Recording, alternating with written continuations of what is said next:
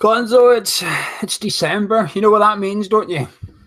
Yeah, a big fat bloke with a beard comes down the chimney and has a rummage around in the stockings. I know what it means, mate. Well, to me, it means 1 month until the transfer window opens again. We can actually get some players in. What do you look forward to the most about Christmas? Oh, just Christmas, nothing football related. It's nothing football, mostly food and drink and a few days off, really, to be honest with you, mate. Football's all part of it, but football, films, you just get to, unless you're very unlucky. I work hard all the way through the year, so yes, a few days to sit down and just enjoy yourself. I don't like it. I don't like Christmas. I hate Christmas, but I'll not put depression on this video. I've done enough on this channel recently new to the football. But right now, actually, right this very second, as we're doing this podcast cup of tea thing tonight, and the new fan group, which we haven't spoke about yet, the real West Ham fans, formed by Andy Swallow and Mickey Morgan, is at the bowling as we speak with their meeting. It looks like a decent turnout. I've seen a few pictures. It looks like there's, I'd say, 3 figures at least of people there. What's your opinions on this? There's quite a lot of happened with them in the last week or so. Yeah, I didn't even realise we hadn't spoken about them until, because obviously we've spoken about them privately. I didn't realise we hadn't done it on video. I just think it's the right way to go about it. I'm not a great fan of chanting when the team are playing, if you know what I mean, apart from positive chants, obviously. So I think the first thing they said was that they wanted to get behind the team and support the team, and they would keep it separate from that. So I really, really liked that.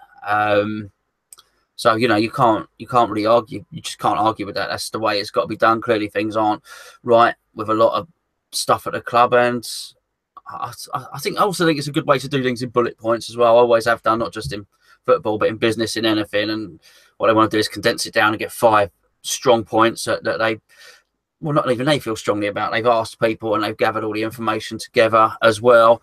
And, yeah, they're going to press forward with that. And I doubt there's anything on there that anyone would disagree with, really.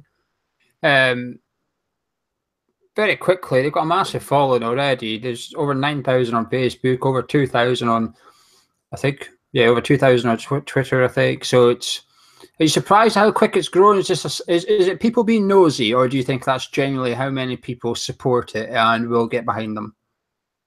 Well, they're supporting and getting behind is 2 very different things. So I think everyone supports. Getting behind is obviously going down there or helping out or helping them on their website or whatever. But I think what they're saying is going to resonate with everybody. There can't be anybody who's bloody happy at the moment.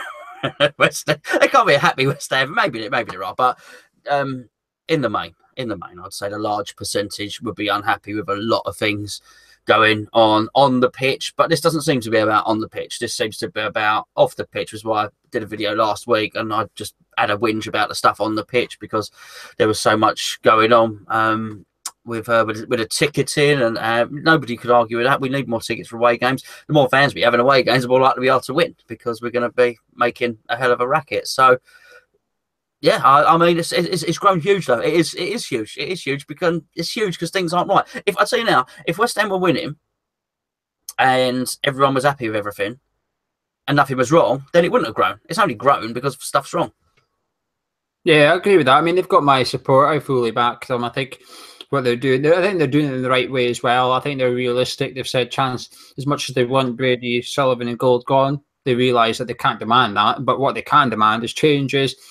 They've gone the right way about it by canvassing opinions rather than saying this is what we want, this is what we're going to put down. They've said what does everyone want. They've got the meeting tonight, so everybody can speak up. Everyone's going to have an opportunity to speak up tonight. They're all really approachable as well. I think the protest, I like what they're doing actually. It would have been very easy if the Leicester home game was a few days after they formed. It would have been very easy to say, right, we're doing this at Leicester, we're doing this, and coming up with a really quick protest and it not working. And they said, actually, no, Leicester, we're not doing anything. There's not enough time to plan anything. We haven't given the club a chance. We're going to give the club a chance. And if they don't act, then we're going to protest. And it's going to be a proper organised one with numbers of fans that's not going to interrupt the team for 90 minutes, etc., on the pitch. So I think they've done it. I think they get full praise. It's kind of ironic, really. They're complaining about the organisation of the club, but yeah, their organisation's spot on so far, and the club can almost take a leaf out of their book. the 5 points, you said you couldn't complain about it. I think a few people have, though. I mean, the first one, the memorial, that's a no-brainer. Get it tidied up and keep it tidied up. The club have sent someone down to tidy it up. And apparently they've got they're going to have to go out every month now and make sure it's clean. So that's good. But the good thing about this group is they're going to check.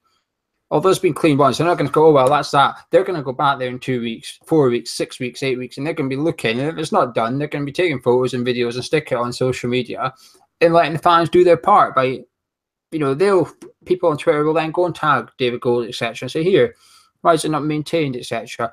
And they've got an open dialogue with the club now, which is important. The second part is away tickets. Now, we're not going to discuss that yet because that's a topic on its own later in the show. The third part, I can't remember what they are now. One of them was the badge. I think there was 2 points people complained about after seeing them. One of them was the badge. And I think people are reading the bullet point and only the bullet point, but if you'd actually tuned into their live streams on Facebook, etc., where they expand on the 5 points, you'd know that the badge is about the bigger picture, which is people want to see more history at the London Stadium. It feels like West Ham were formed in 2016, according to the London Stadium. Yeah, that's the thing with bullet points. You're going to always get out with bullet points. You've got to scratch beneath the surface and get the fine detail. The badge has never bothered me. In fact, they when they first launched that badge, everyone said I hate it. They then panicked the club, and do you remember they then invited other people to send in their designs? I designed one. I sent one in. So my badge was my favourite badge. It's just the London thing. That's the thing that gets people's goat on there, because our identity is East London, and also people see it for what it is, which is really a marketing tool. That's why the London is there. It's to make West Ham as a brand more appealing to the international market. And not everyone in the world of football, there's untapped markets like Asia and the Orient and places around there where you might well find Manchester United fans, and Man U and a lot of the bigger clubs sell a lot of shirts. They might not know who West Ham are, and that's the truth of the matter. They see a badge with London on it, I think, that's the London team. It's almost about claiming the city of London for our own, for use in marketing. The fans aren't silly. The fans saw straight through that, and it's not really our identity. Our identity is East London, or just not having it on there at all. So I think it's the wording on there which they seem particularly perturbed about. The actual design, well, we've changed our badges numerous times over the years. I've got 2 kits, 2 old kits. I've got Billy. I think I've got one with Julian Dix. Got a Julian Dix one with just some hammers on it. It might be a Dagenham Motors one, might be wrong. I definitely got a Billy Bonds one, definitely got a Bobby Moore one, just with hammers on there, no castle. So everyone getting precious about the castle, it don't bother me because it ain't always been there, So I know these things change. I think the point of the castle, though, is it dates back to the 30s when it was on the programme. Although it was on the badge, the castle was on the programme, etc. And I think people are saying, well, you don't have to change the badge back to the castle, but at least have it somewhere in the ground, at least have a nod to our history. The wording, you're right, it is marketing, but that's the problem. That's why people are angry, because it's all about branding. It's all about marketing these days. It's not actually about the fan base. It's almost like the club are trying too hard to appeal to the foreign market. They forgot about the ones that turn up every week, and it's like, well, we'll appeal to them, but we're not appealing. Would you accept East London as a compromise? That was a result of all of this? Yeah, I would, because we're an East London club and we're not trying to claim London, because I don't want to be thrown in with Tottenham and Arsenal and Chelsea and all the rest of it. They can be what they want. And in fact, I took total offence. The one reason for getting the Olympic Stadium for me was to stop Tottenham being in there. The one thing we couldn't have handled, it would have possibly strangled us as a club, actually, would have been having a club within close proximity like Tottenham. Tottenham are a North London club, do you know what I mean? I think their training ground might be in Chigwell or something else, but they're a North London club. We're East London, and that's so I would accept that. I've got no problem with us being East London, because we're not trying to claim anything off anyone. That's our patch anyway. We're the biggest club in East London. That's that. It's a fair compromise anyway. And one of the other points was about half time. Now this is where people get the bullet points wrong, because they all thought what they were trying to do was change it from 15 minutes to 20 minutes, and people were replying and responding, going, "It's 15 minutes. There's nothing you can do about it." But I think the point is, fans are struggling in order to get time. To be honest, I think it comes down to the queuing system at the kiosks more than anything. I know you said toilets and that, but I think personally, they're a lot better than what they were at Upton Park. See, I'm not really affected by halftime. This is a selfish thing, though. This is what this show is, your opinion. That is, I'm not affected because at halftime I don't drink. I don't have time to go there, get a pint and drink it, and be back in my seat for the second half, which I suppose is what the point of this bring up the halftime thing is, because I am in that mindset. I don't have enough time, just won't bother. And also, if I drink more, I need to pee more. I don't want to go to the toilet because I'm not queuing the toilet and then I miss the game and stuff. But do you think the halftime thing needs changed? Is that something you would throw up as one of your 5? Yeah, I drink a lot and piss a lot, so half time is quite an important time. And you know, because we've had meetings ourselves with the club, and that's the very first point I brought up. There's not enough time for that, and you don't really want to rush it down. Actually, it would be nice just to be able to get a pint.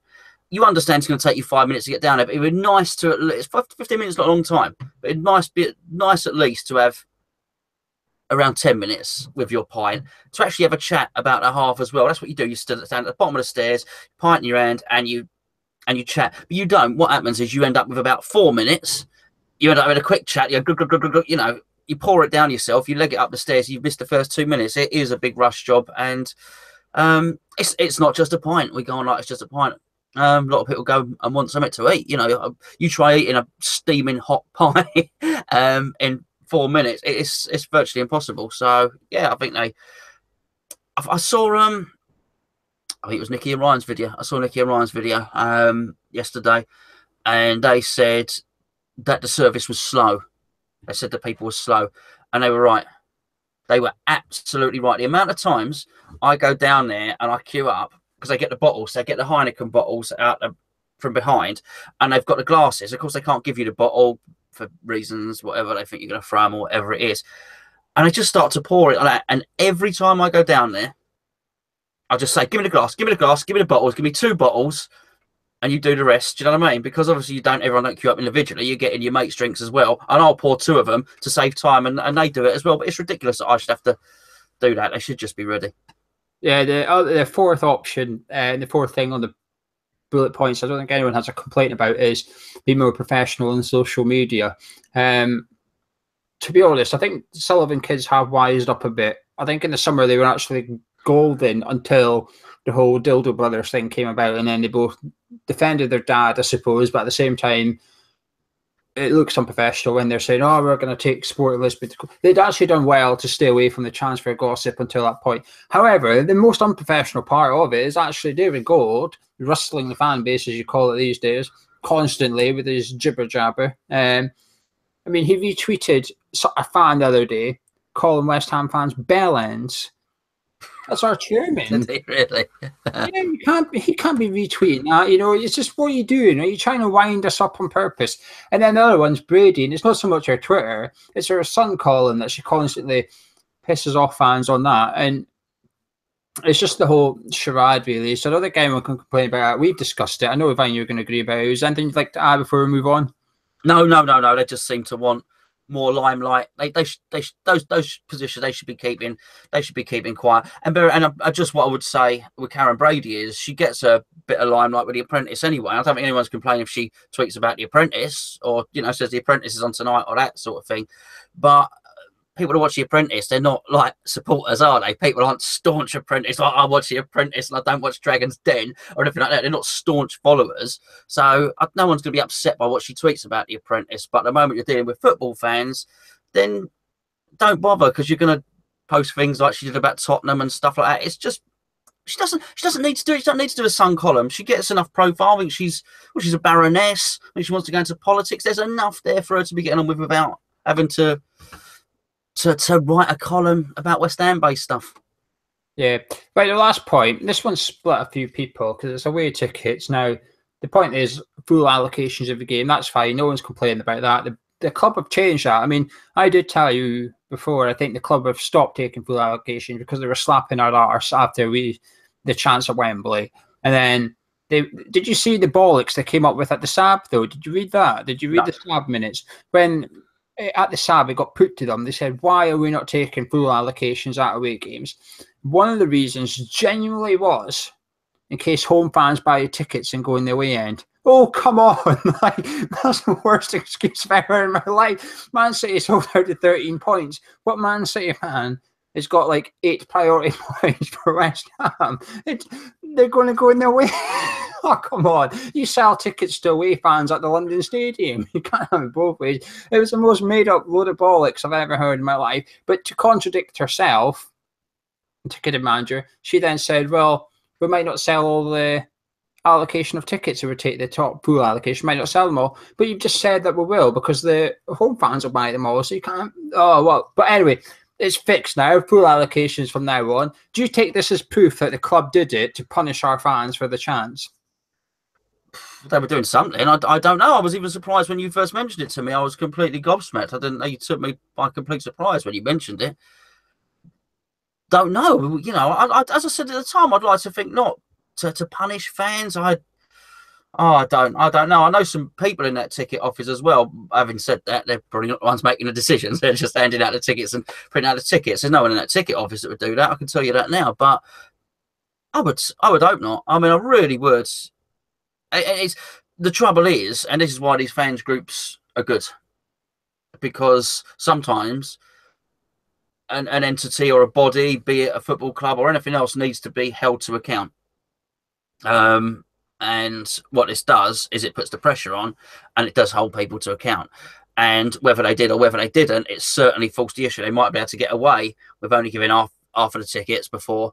Now they can't, because actually there's so much scrutiny on them. There's so much pressure on them. And now they've got to do the right thing. And it is the right thing to do. It's a crazy thing to do. Not only is it the right thing to do, it helps the team. It helps the team. Okay? Maybe not. Maybe what was it in Watford? Maybe not in a Watford. You know, I don't think that atmosphere did. Okay, but showed pretty much straight away, as you say, with all the subsequent games, that actually, you know, with the right atmosphere, which we do generate, the more fans, the better. It's going to get us out of this trouble. They should be giving as many tickets to fans as possible. Well, I completely think this proves that their club heard the chance at Spurs and thought, oh, right, that's it, lower their allocations. We don't want that chanting. We don't want even more fans in the way end chanting those songs. Let's lower them, almost punishing the fans a little bit, because as soon as they got pulled up on it, bang. But that wouldn't have been the club. That would have been one person that did that. That's the thing. You say the club, like, if that happens, there would have been no meeting, mate. There'd been no meeting where all the ticket office all got together and the marketing. So that's not what would have happened. There would have, if what you say is true, there would have been one word, a one-person word that come down on high, bang. That's what we're doing.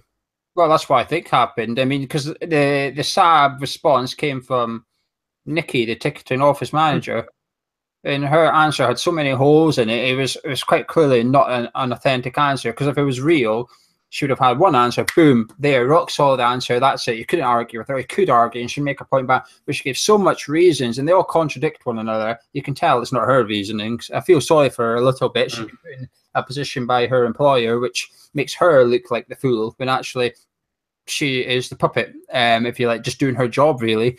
But we've got full allocations now. However, they have changed it.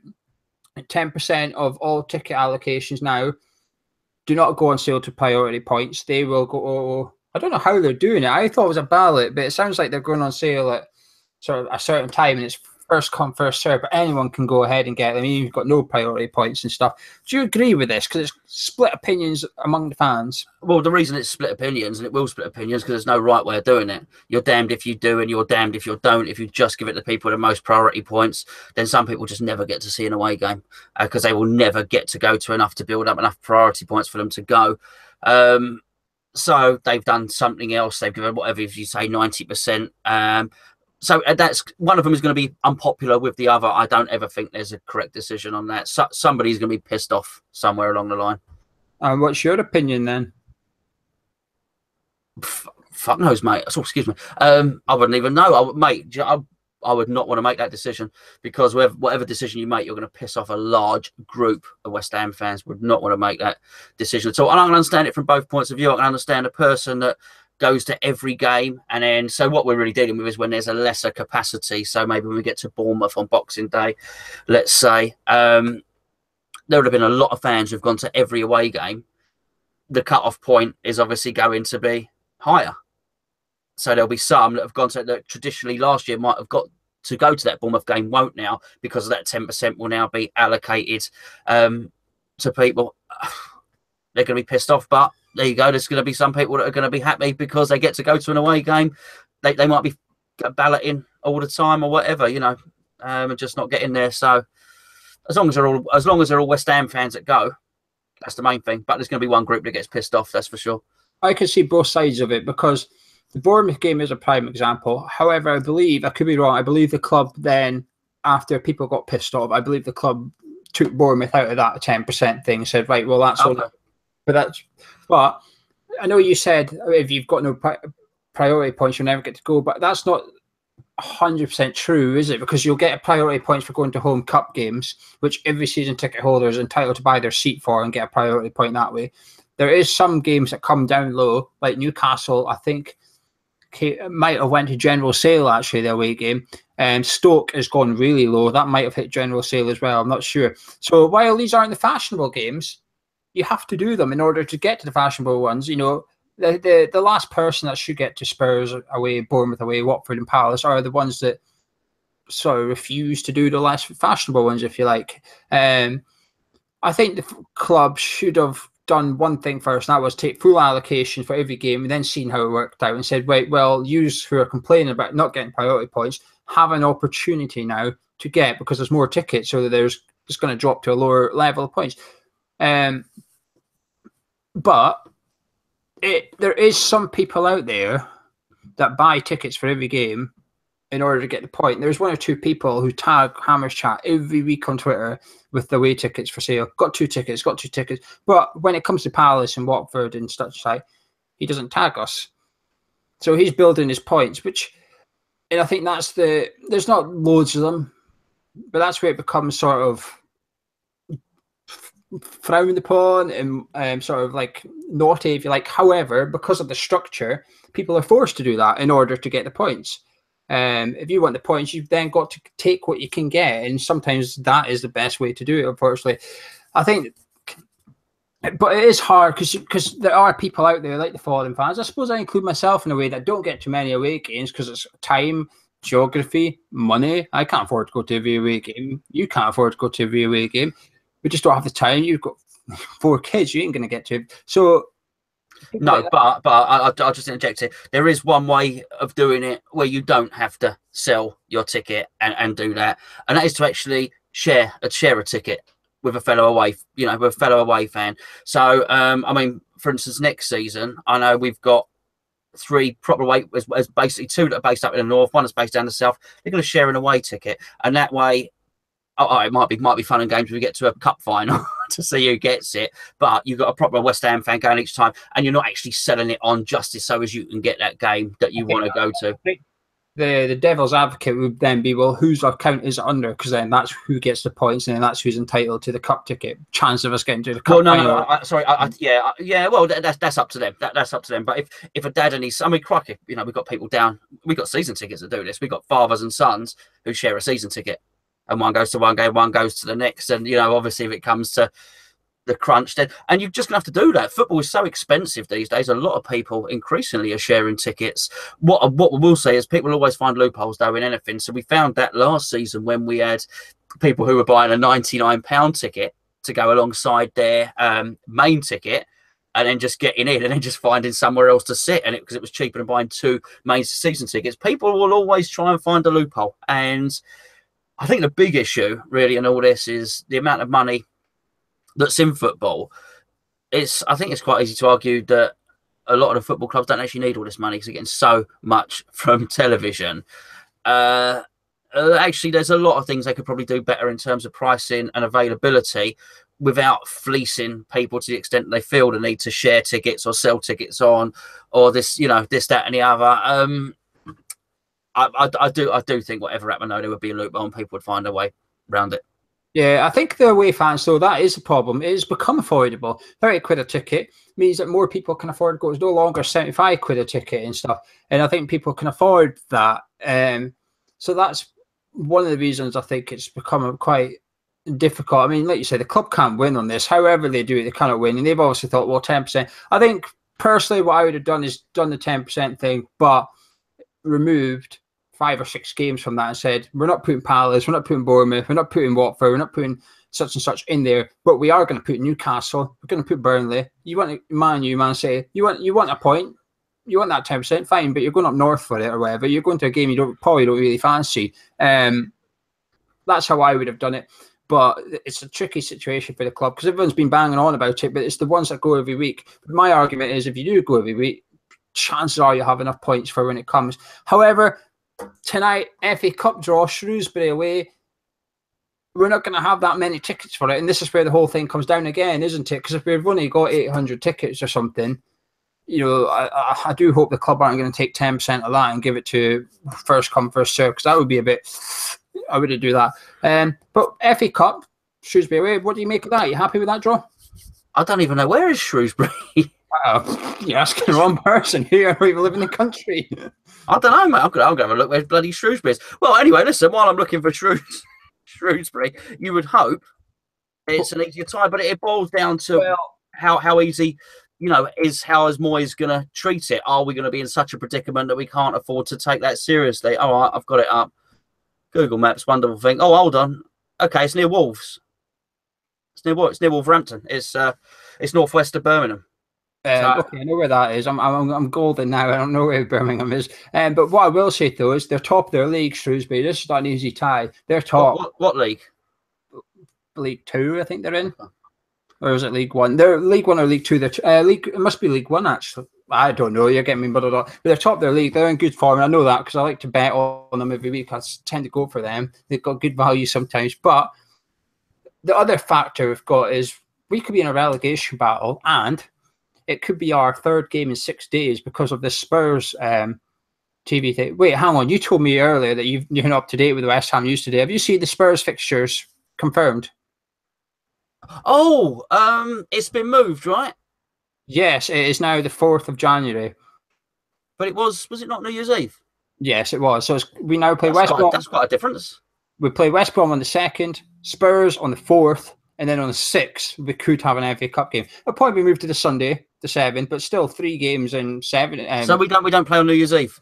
No, they've moved it because of transport. They're trying to say that the tubes don't have the sufficient staff on at Wembley because of events elsewhere. Well, that'd be spot on. That'd be spot on. London on New Year's Eve. Yeah, I mean that is, regardless of whether it's right for football, that'd be absolute murders to get around actually. But the thing is, though, Gonzo, this is the Premier League have committed to giving 6 weeks advance notice. This is well out with the 6 weeks. This is now 4 weeks away. Not even that. Fans have booked stuff. Fans have booked. Now, I know your people will turn around and say, well, the clubs have said it's not 100% confirmed. That's fine.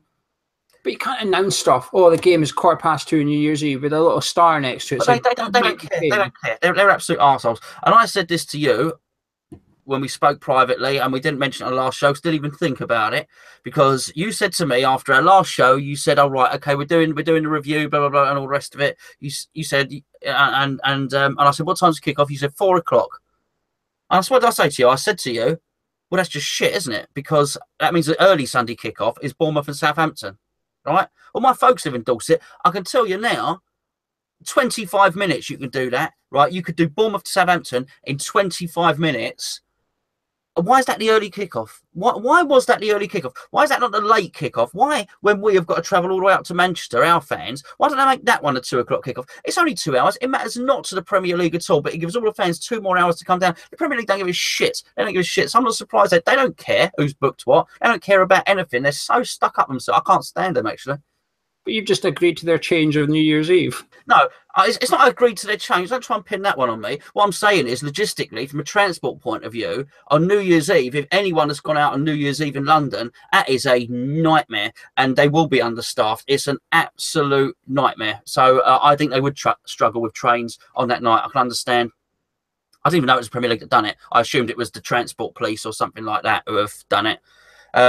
The Premier League shouldn't be changing it at short notice. I would understand why the police, which is what I thought you meant, the transport police and whatever what they call TFL, Transport London. I would understand why they would do it, because it's a nightmare. They never said no. They said that's fine. However, they sort of recommend a capacity of 43,000, taking the capacity sort of thing, saying, well, that's fine, but you can't have full capacity. And I think it's gone back and went, well, okay, we'll move it, then you can have the full capacity type thing. But there's people out there that, you know, there's people that contacted us asking if there's anything that can be done and stuff, because they've booked hotels, they've booked flights and stuff.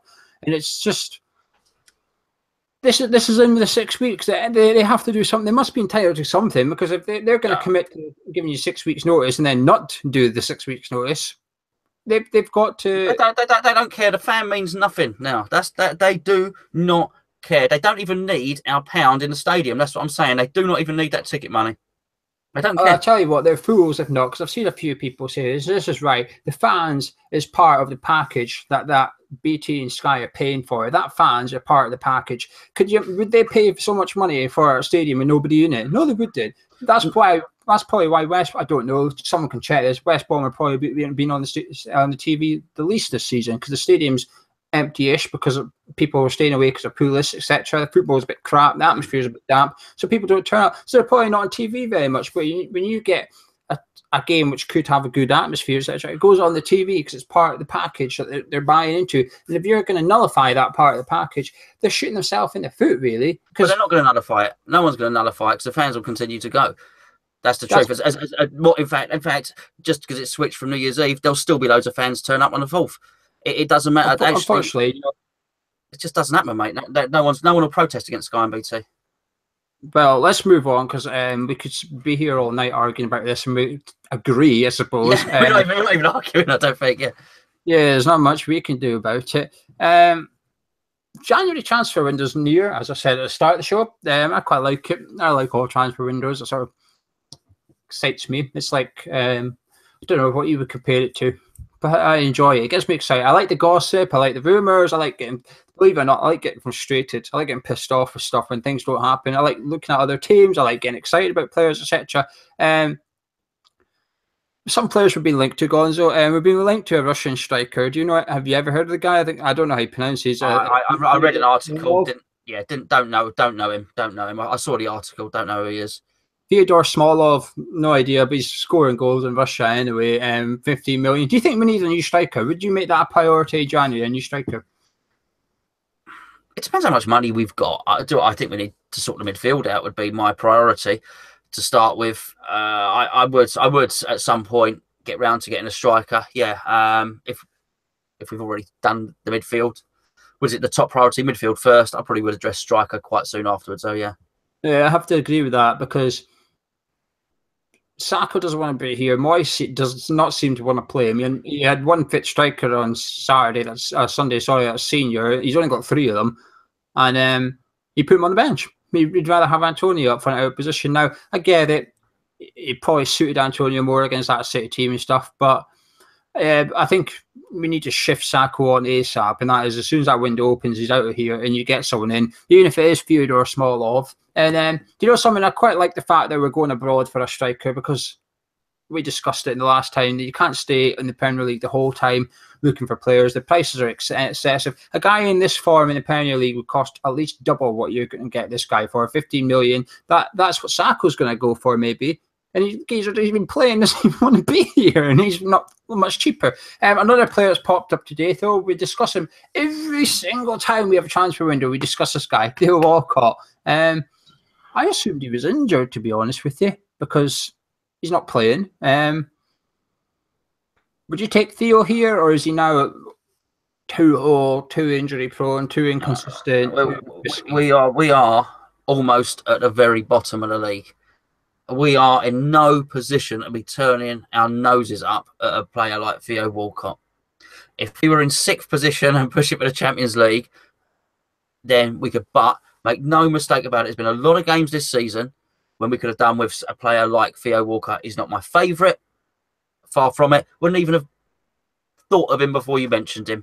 But if we could afford Theo Walcott and he was willing to come, he would give us a cutting edge. We lack pace in the team, and when he's not injured, he does have outright raw pace, and I think he can finish as well. So, yeah, as I say, we're one of the worst teams in the league. We cannot turn our noses up at a player of that standard. I would want him on loan, to be honest, because I'm getting fed up of buying people that are 28. I assume Walcott's 28 or over. He's been a lot around. I think so. Yeah, he might be 29, mate. Yeah. I'm fed up of buying people past their peak, signing them on a 4-year contract on 80 grand a week, and we're committing to a massive bumper pay contract. And 1, we can't offload him, and 2, if we do offload him, he's the amount of money we must lose on these types of transfers is ridiculous. I mean, apart from Tompkins and Pyatt, can you remember last time we received a decent fee for someone? I mean, even Faguli was 4 million because his wages were so expensive. Nordveit was 3 million or something because his wages were so expensive. So stop handing out ridiculous wages and getting expensive players. You might actually be able to sell people for a decent price. So Walcott for me on loan, yes. Permanently, no, because you will tie yourself into a 3.5, 4 year deal on him on 100 grand a week. And if you get relegated, then what? You've got this guy in Championship who is on so much money. People in the Premier League don't want him because he's on too much money.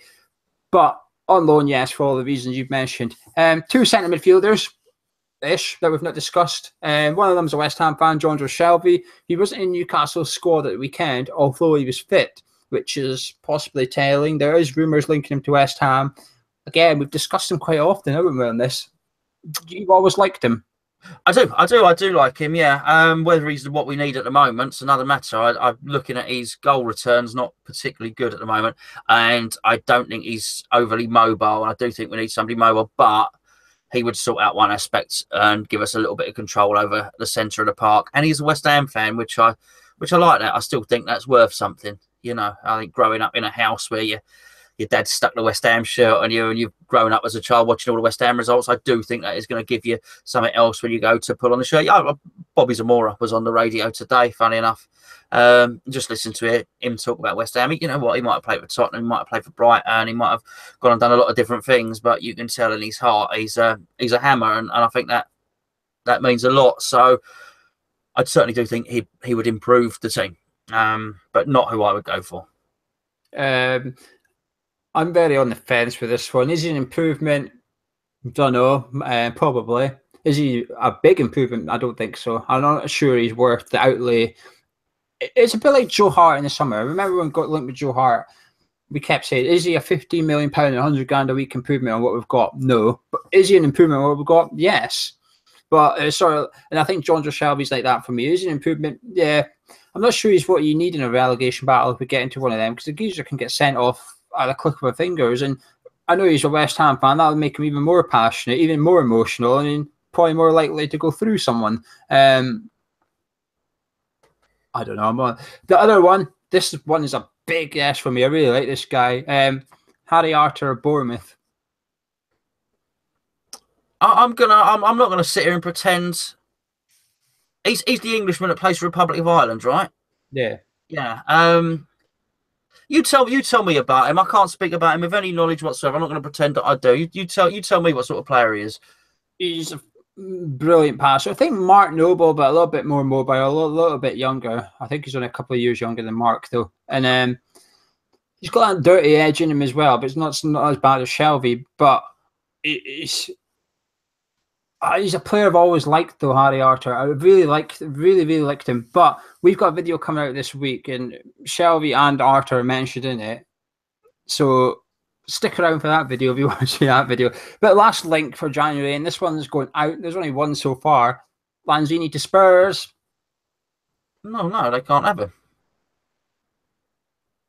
For 50 million, would you still say no? No, they can't have him. I do not do business with Tottenham. I say, I don't do business with Tottenham. We do not do business with Tottenham. I think even the owners have said it before. We don't do business with Tottenham. Daniel Levy, we will not deal with that man. No way. No way. Time to be pig-headed, actually. And you know what? Whether you think he's on form or off form, he's our most creative player. He is our most creative player. When you're in a relegation dogfight, you don't sell your most creative player. And you certainly don't sell him to another team who might want London on their badge, if you know what I mean. Yeah, I wouldn't want to see him go at any costs. I mean, the problem is, so I struggle to see how Moyes is going to use him and get the best out of him. I think Moyes has to just play him as a centre midfielder alongside someone. He can't play behind the striker. It's just not working, I don't think. Moyes wants to get the ball wide and whip it in. It completely takes Lanzini out of the game. Yeah, but our next manager might not want to do that. And Moyes on a 6-month contract shouldn't be dictating the long-term decision on Manuel Lanzini. But the longer Moyes is here, the greater his value depreciates and stuff. If anything, I think Moyes needs to get him into centre midfield so he's the one giving the ball to the wide midfielder and there's someone better in the air in front of Lanzini. You know, someone that's a bit mad. I would not be adverse if I am maybe not Chelsea and Arsenal, or actually maybe these games, but especially Stoke and Newcastle, I would not be averse. I would not complain, genuinely not complain, if Obiang or Noble was next to Lanzini and Cecchiati was actually in behind the striker. I would not complain because I'd actually understand what he's trying to do. And I think it would be more effective. At least then we'd have someone that can head the ball getting into the box instead of someone that wants it on the deck and the ball's getting whooshed over his head when it finally beats the first man. But anyway, it's time for your questions. So if you've got any questions in the live chat, for those who are watching this on playback, when we do it live on YouTube, there is a live chat box. When people are having a little chat about West Ham, discussing the topics we're discussing among themselves, they can submit their questions to the live chat, and me and Gonzo will go through them. So if you've got any in the live chat, bang them up, and we will get through them. And under 23s play tomorrow night in the Checker Trade competition against Luton. Gonzo, do you think they'll win it? They were 40-1 at the start of the season to win it. Okay, we were at Wickham. I saw with Mike at Wickham. I'll put the video out tomorrow on the second channel for anyone who wants to watch it, because it's crept up on me. I didn't know until Geo mentioned it just before the show that the Luton game was tomorrow. We got big problems at centre half, which is quite ironic, really, when you think that Reece Oxford's out on loan and Reece Burke's out on loan. We got young Rice there. Ginge went off injured in a game against Wickham. So I think in a game against Wickham, our under-23s, I think we had 3 fullbacks and a defensive midfielder as our back 4. That's just not gonna cut it, unfortunately. I think there really will be, and 23s will benefit from Martinez coming back. I think somebody seemed to mention Luton are in quite good form, apparently. I don't know. I wouldn't know. I seem to remember someone mentioning it at the Wickham game. Can we win the trophy outright? I would imagine that would be very, very difficult. But it's been a huge success for the team anyway. If they can get through the next round, I don't think they'll be favourites to get through the next round, I've got to say. But I think it's been a hell of an experience, and a lot of them have got to play against men. What I also thought was the loss of Holland was a real big loss for the team as well. I don't know what's happening with Kemp.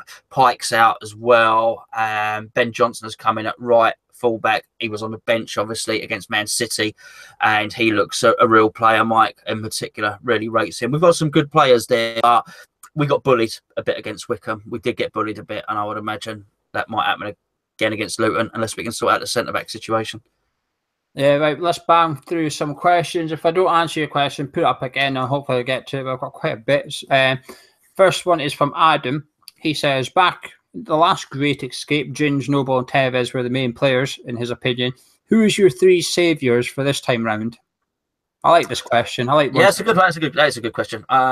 I thought Noble and Zamora had a big say in that, by the way, Adam. Adrian, if he comes back in, could be a real big influence for us. I think Antonio as well coming back will be a big one. And I'm going to go for someone. It's going to take more than Adrian.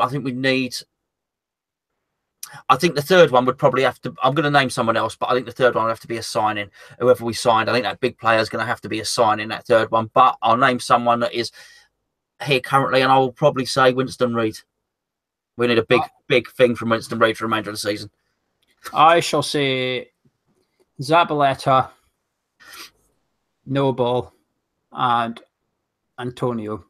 3 grafters. Although Zabaleta is not English, I'll consider him to be some sort of advocate of the British game, if you know what I mean. That attitude, he's got that in him. He's sort of got that fight. And I almost said James Collins, to be honest. And it's quite funny. Adam mentioned Ginge, Noble, and Tevez. 2 of them are actually ones we would consider again. You've just got to take Tevez out and put someone else in.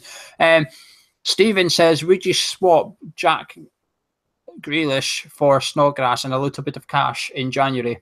I like Grealish, actually.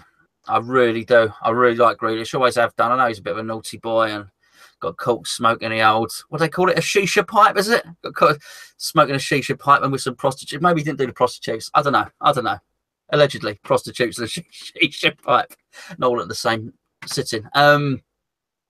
Plays the game. He floats. He floats across the pitch. He goes. Remind me a little bit of old player Charlie George, actually. As soon as I saw him, I'm Charlie George at Arsenal years ago. Really like the guy. I think he could probably bring something to the table. I'm not sure what his behaviour has been like recently, but yeah, it'd be a yes from me. Same with me, actually, because you don't actually lose a player. Snodgrass isn't here. So all you do is actually gain one. He's young. He's a bit of a wild card. But we have to take a chance like that. Like you said, we are at the bottom of the league. We're going to be the most attractive club in the Premier League come January. And yeah, I'd go for him.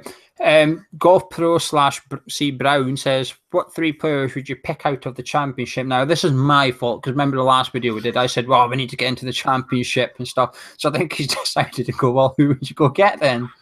Yeah, you're gonna have to do this. I can only think of one at the moment. His name's Jack Grealish. I don't know the Championship. You're gonna have to pick him, mate.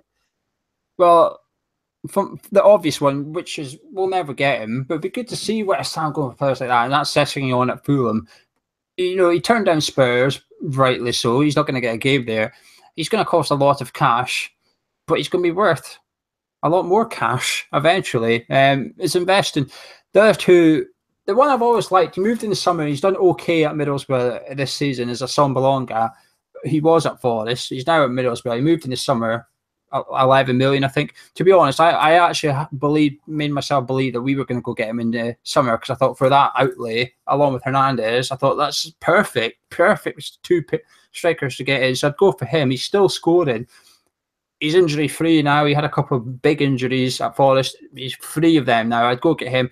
The other one is a wild card.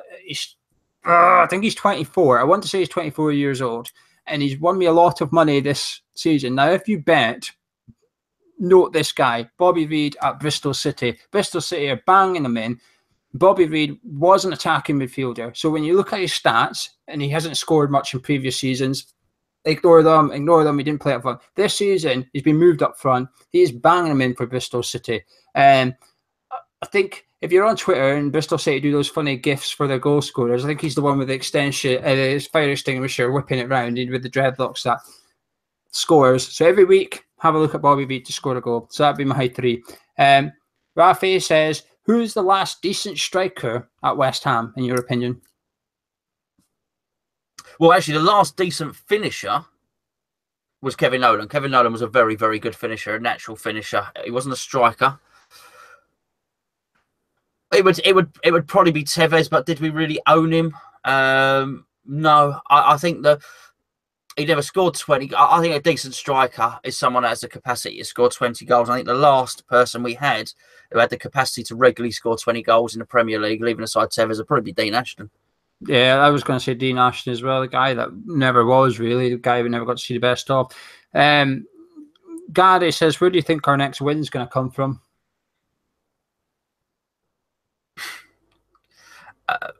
I'd like to say Arsenal, but I think we might have to wait until Newcastle. I think we might. Arsenal seem to be getting it together, and not through any strategic planning or anything brilliant. I just think Ozil and Sanchez have started playing to get out of there, so they're trying to. So they're almost doing what was he called? Adebayor. You know, Adebayor used to. So as he could get a deal, he used to turn it on for a couple of months, didn't he? I think they're doing that. So as they can get transfers, so I think Arsenal will probably be quite tough actually, and they look like they've turned a corner. So might have to wait until Newcastle. I would say that we've played Stoke before that, don't we? Yeah, Stoke. Sorry. Yeah, I say Stoke. They're rubbish. I know we're not great, but Jesus, they are bad. I'll be disappointed we don't finish above them this season. I still think they might go down, to be honest with you.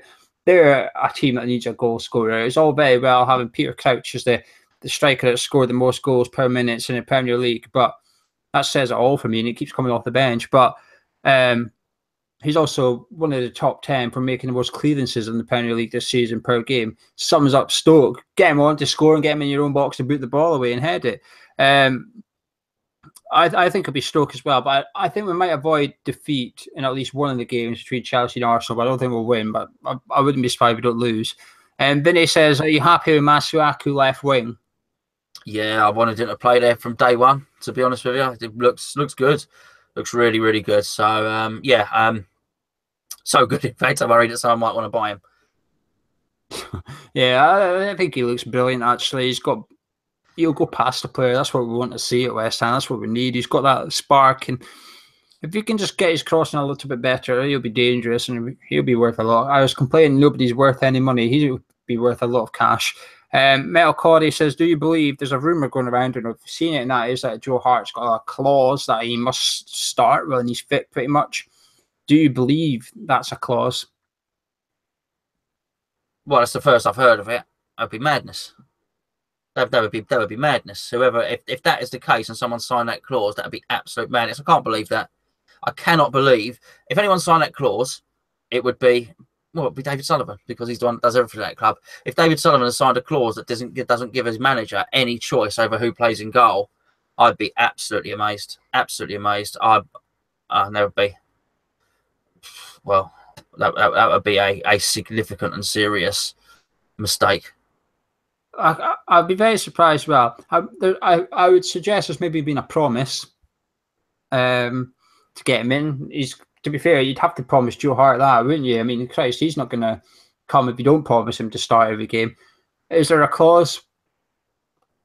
I'm not sure, to be honest. We might have to pay City more money if he doesn't start games, and that makes sense. But how do you determine if he's fit? You know, what happens if the physio says no, he can't play, and Joe Hart says yes, I am. When what does that activate the clause or not? You know, but I'll tell you what, if he starts on Saturday against Chelsea, there's either a clause or David Moyes has got his head going wrong, and we'll find out which one.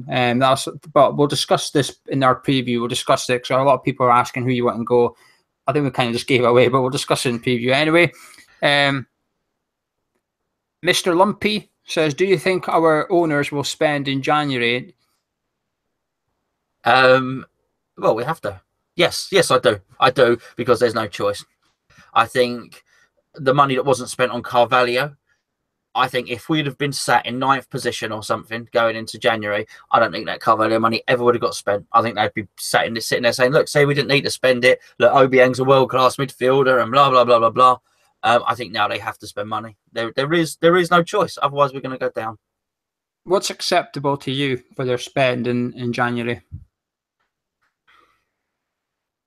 Well, I think we find out how much they want to stay up. I think if we really want to show ambition to stay up, then we spend 50 million. I think 50 million spent wisely keeps you up. I think it depends who you buy, to be fair. I mean, you can chuck money. You can go get Stoggas for 11 million. You can go get 5 of them. That's not going to keep you up. But if you go get astute signings, and to be honest, I'm not against 1 or 2 loans in January, especially if someone like the Ilka Fellaini or Wiltshire come in. That would be it's like a 15, 20 million pound player you're getting almost. So it doesn't come off the net, but the wages are massive and the players are massive person as well. So, I mean, this whole 25 million war chest. Now, Brady did say in our meeting with bloggers that that's not true and there is not a budget yet. Now, I don't believe that. I don't believe a month ago you don't have a budget. Bollocks to that. You know fine how much money you've got to spend because you're already trying to get the deal set up and stuff. But she's squashed 25 million pound war chest rumour, which is good, and I suppose 25 million is a war chest. Yeah, if you're a championship club, we've already got the championship attitude. We're not quite there yet. Give us a chance. Well, Sam asks, what's your opinion on the Brady meeting? Because he thinks it's a load of bollocks. Just to clear it up, we didn't go. We didn't go. Which is the point, really. So I couldn't possibly say we've been to 2 before. My opinion, I'm sure whoever went tried to do their best to get everything that they could do done. But I mean, there's nothing huge at those meetings in terms of we don't discuss the team and stuff like that. And I'm quite adamant at the moment, particularly as you've got this West Ham, the real West Ham fan groups at the moment, they're going to get all this other stuff done, be it ticketing, or transport buses for the disabled, that sort of thing. It almost nullified our point for being in there. And my real thing at the moment is actually team, budget, management, director of football, all the things that we discuss, and they're just not going to discuss those sort of things with us at the meeting. So we were kindly invited and thank them for the invite, but we didn't attend on this occasion. Yeah, we couldn't make it. We couldn't make it. It is worth noting, though, that when we went in January, we brought up Dimitri Payet to her. I said, come on then, what's the deal? He wants out. And she told us he wasn't going anywhere. He was sold 2 weeks later.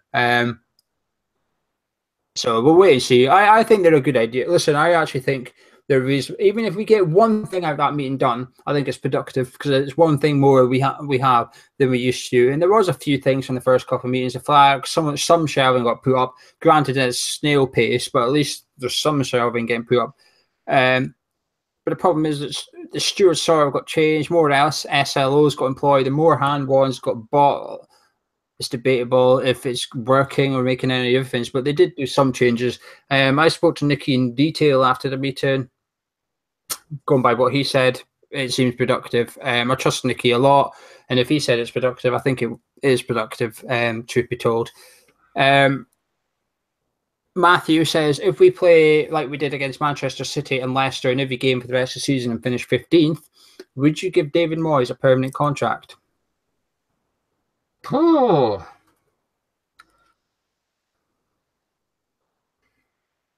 that's a tough one. That's a tough one. If we finish 15th, would have shown some good form. Because what do we need? 10 wins? Would we need 10 wins just to be safe? Yeah. It depends. I don't think you'll need 40 points this season. I think. All right. But if you're 15th, then it suggests that you've got 12 odd wins. I'd imagine you're not just gonna scrape it. You've probably got 12 wins. If we get 12 wins between now and then, there's going to be a real good feel-good factor around the club, I've got to say. So I wouldn't, but I would expect the board to do so. As long as they stay up, I expect him to get it. As long as he finishes 17th, I think he's got that new deal, to be honest. Because if you're going to back him in January and give him his own players like suggestion, which I think to an extent you have to do, then come the summer, why are you going to get rid of a manager who's just spent 40 million of your money in January? Why are you going to get rid of him when the next guy comes in? Might want to sell them straight away. It's just this is and you've not got to do all the backroom team or anything. It's a lot less. You'll have to renegotiate everyone's contract, but you're not going to have to sign them all basically. This is what pisses me off about the lack of director of football and the lack of squad being the same. So I think modern football has moved on now. You can't give this manager the same squad anymore because every manager's different. And if you get rid of Moyes, you bring in a completely different manager. He needs a completely different squad to what David Moyes needs. But you end up with half a squad rather. And you spend the next 2 years trying to get rid of the half you don't want and bring in your own players. And at the same time, you still got to get wins with the squad you don't want. It just baffles me that this is the structure we go with at West Ham United. It completely and utterly baffles me. And it's all very well. Oh, that's another thing they did. Did you see them bragging about having the 7th biggest wage bill in the Premier League? I mean, with the greatest respect, Mr. Gold, I think that's not a good thing that you've got the 7th biggest wage in the Premier League. You're battling relegation. No, it shows mismanagement. That's what it shows. It shows complete mismanagement because it also goes against what they've said. Because they've basically said there was always in fact, Mr. Gold was always Mr. Gold that said it. There was a direct correlation between the amount you spent and your placing in the Premier League. That was what he always said. He basically used to say all the time, if you look at the wage bills, you can pretty much make the league table out of it. That was his mantra. Well, the fact that that is not the case anymore shows that something has gone vastly awry. Yeah, I have to agree. I mean, it's just, this is their whole transfer thing. It's very well said, oh, we do. But all honesty, I'd rather you had a lower wage bill, but a higher net spend, and you actually brought young players in. Now, I know some people say Spurs don't spend that much wages. They're not too far off us. They're slightly above us. But what Spurs do is they go buy a young player. They went and got Sanchez, the centre-back, for 38 million in the summer. Now he's probably only on 50 grand a week, right? And he gets them in. He's, in a couple of seasons' time, that boy's quality. In a couple of seasons' time, that guy's worth 70 million probably, right? In the same window, we've gone and got Pablo Zabaleta. In a couple of seasons' time, we're having to replace Zabaleta, who's left at the end of his contract after picking up 100 grand a week. So he's getting paid twice the amount Sanchez is. It's just completely stupid. I don't get it. If you keep buying old at a low fee, of course the wages are going to be higher because you're buying them at their prime, at their peak, when they're wanting the highest wage they're ever going to earn in a career. That's why we've got Hernandez here, because we chucked money at him. But now, listen, Hernandez is a bad example. Arnautovic. We threw money at Arnautovic, 25 million. If maybe you spent 45 million, you could have went and got a winger on 50 grand a week who's also 5 years younger. Yeah. I found it was a lad in, He might be at Leverkusen. I think his name's Bailey, possibly Leon Bailey, something like that. Watched him because I had a bet on one of the games and watched him. Absolutely brilliant. You know, young up-and-coming player. He might be Jamaican, I'm not sure. Yeah, there are players out there who are up and coming, but it doesn't seem like the scouting is that good that they identified. It almost requires no scouting at all to take someone from Stoke or someone like that. It's like, you know, the midfielders we've had earlier on. I said, I can't remember I said it very recently, I'd like us to go and try and get John Bostock from Law. I really would. He's been tearing it up for the past 2 years, but you know, it just won't happen. There's a guy over in Roma doing wonderful things as well, but you know what, we probably are going to get Theo Walcott, because even though I said we'd do well to have him, but it requires no scouting. No, we know, everyone knows who Theo Walcott is. Do you know what I mean? It's because our director of football only knows the Premier League, so he sticks to what he knows. That's the problem. But if you actually have a look at who Tony Henry's bringing in, that's who you should be bringing in. Fernandes, Masuaku, 2 players who were actually bloody decent against Manchester City. Cost, I'm stuck on here. They cost about 12 million quid between them. Yeah. They're probably on 40 grand a week, 50 grand a week each, right? Because you've actually gone out and put in the graft and got the decent player in. You know, it doesn't take a genius. Like I said, Bundesliga, most chances created last season. Gross, now at Brighton, 4 million quid. He won't be on that much wages, but because you keep on sticking with the Premier League, you're going to be playing top whack. And just for that, David Moyes questions, people in the chat, I never answered it. 15, it depends for me, Gonzo. Yes, he would have had a great run. I want to see youth. When is Tony Martinez going to get on the pitch? You know, on Sunday, as soon as we concede that second goal, he should have been told, get your kit off, you're getting on. We're going 2 up front. I would much rather lose 4-1 against City, 2-1, and actually have a goal. We almost sort of protected a 2-1 defeat, and I thought, come on, Dave, get Martinez on that pitch for the last 5-10 minutes, get him up front with Sacco and Anavic in behind, and put City under pressure, because they would have ran all the way back to their box eventually. They wouldn't have kept attacking. They would have played counter-attacking football. He needs to start playing youth a bit more. When you've only got 15 senior players, and yes, I know Rice, but that was default. He had no other option. It frustrates me. It really frustrates me not seeing youth, because he came in saying, "Oh, I'm not afraid to use the youth. I'm not afraid to use youth." But we're seeing you're playing Rice, who Bilic was playing anyway. So you're not actually playing anyone different. But anyway, Gonzo, is there anything you'd like to add? No, I don't think so. It's time for the Walking Dead, mate. But you guys, just make sure you do check out our new page on the Hammers Chat, which is our blog page. Go to hammerschat.com, click on blogs, click. We've had a couple of vlogs every day, some really good writers for that site, so you get your match review, your player ratings. We're doing a feature this month, hopefully starting next Monday. 1 a day, every day we're going to put up a player that our writer has chosen himself, who says, I would like West Ham to target this player. And there's some obscure names in there. There's already a couple of names in there the writers are writing about that I've not heard of. And now, I'm not saying I'm the greatest scout in the world, but I'm better than David fucking Sullivan anyway. Thank you very much for joining us. Make sure you drop a like on the video, subscribe if you're new around here, and we'll catch you very soon. We'll be back some point this week with our preview, not sure when, and we to discuss it with Gonzo off camera. Thank you.